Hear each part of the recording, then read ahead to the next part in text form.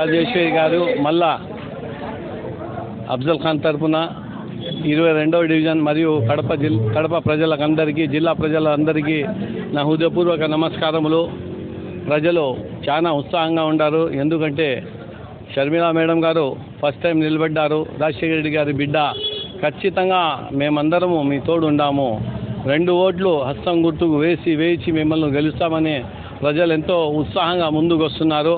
రాబోయే కాలంలో ఖచ్చితంగా షర్మిలమ్మ గారు ఎంపీగా గెలుస్తారు, నేను ఎమ్మెల్యేగా గెలుస్తాను. కడప ప్రజలందరూ నన్ను ఆశీర్వదించాలని కోరుకుంటున్నాను. నిజంగా చెప్పాలంటే ఈరోజు కడపలో ఎంత ఉత్సాహంగా ఉందంటే, రేపు మొన్నాడో మన మేడం గారు ర్యాలీ తీయబోతున్నారు కడపలో.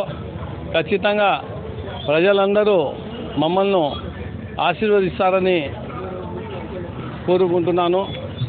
రాబోయే కాలంలో ఇప్పుడు ఖచ్చితంగా 2024 ఎలక్షన్లలో పిఎం గారు కాంగ్రెస్ పార్టీ తరఫు నుంచి ఖచ్చితంగా అవుతారు.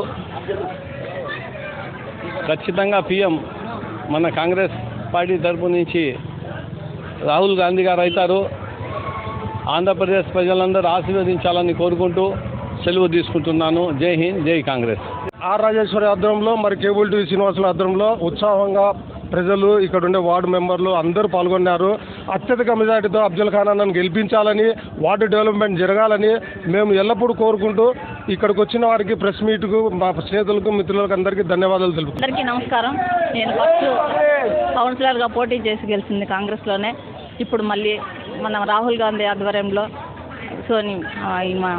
సోనియా గాంధీ ఆధ్వర్యంలో మనము ఇప్పుడు మన అఫ్జల్ ఖాన్ అన్నని గెలిపించుకున్నాము. అదేవిధంగా షర్మిల గారిని చూసి మేము మళ్ళీ కాంగ్రెస్కి రావడం జరిగింది. అందువల్ల దయచేసి అందరూ సహకరించండి. మన అఫ్జల్ ఖాన్ అన్నని, షర్మిల గారిని గెలిపించుకుందాం.